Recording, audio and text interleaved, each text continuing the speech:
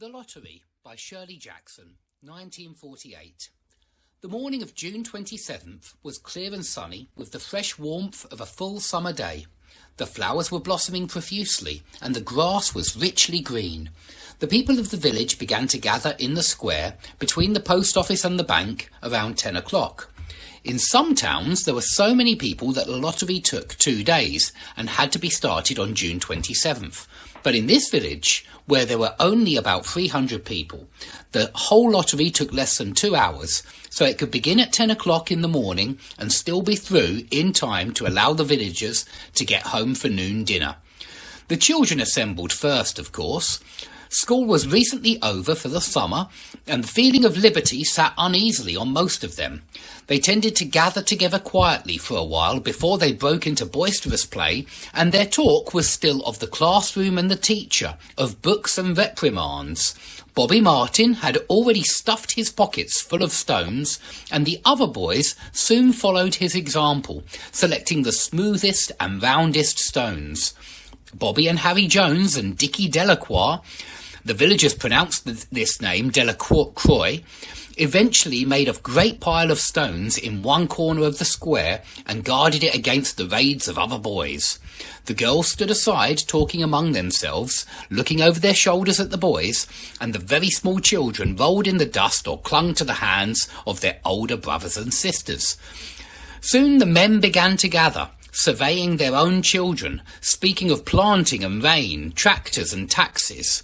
They stood together, away from the pile of stones in the corner, and their jokes were quiet, and they smiled rather than laughed. The women, wearing faded house dresses and sweaters, came shortly after their menfolk. They greeted one another and exchanged bits of gossip as they went to join their husbands. Soon the women, standing by their husbands, began to call to their children, and the children came reluctantly, having to be called 4 or 5 times. Bobby Martin ducked under his mother's grasping hand and ran, laughing, back to the pile of stones.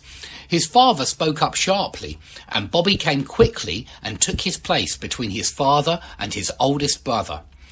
The lottery was conducted, as were the square dances, the teen club, the Halloween programme, by Mr. Summers, who had time and energy to devote to civic activities. He was a round-faced, jovial man, and he ran the coal business, and people were sorry for him because he had no children, and his wife was a scold. When he arrived in the square carrying the black wooden box, there was a murmur of conversation among the villagers, and he waved and called, "Little late today, folks." The postmaster, Mr. Graves, followed him, carrying a 3-legged stool, and the stool was put in the centre of the square, and Mr. Summers set the black box down on it. The villagers kept their distance, leaving a space between themselves and the stool, and when Mr. Summers said, "Some of you fellows want to give me a hand?" there was a hesitation before 2 men, Mr. Martin and his oldest son, Baxter, came forward to hold the box steady on the stool while Mr. Summers stirred up the papers inside it. The original paraphernalia for the lottery had been lost long ago, and the black box now resting on the stool had been put into use even before Old Man Warner, the oldest man in town, was born. Mr. Summers spoke frequently to the villagers about making a new box, but no one liked to upset even as much tradition as was represented by the black box. There was a story that the present box had been made with some pieces of the box that had preceded it, the one that had been constructed when the first people settled down to make a village here. Every year after the lottery, Mr. Summers began talking again about a new box, but every year the subject was allowed to fade off without anything's being done.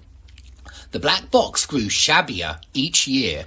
By now it was no longer completely black, but splintered badly along one side to show the original wood colour, and in some places faded or stained. Mr. Martin and his oldest son, Baxter, held the black box securely on the stool until Mr. Summers had stirred the papers thoroughly with his hand. Because so much of the ritual had been forgotten or discarded, Mr. Summers had been successful in having slips of paper substituted for the chips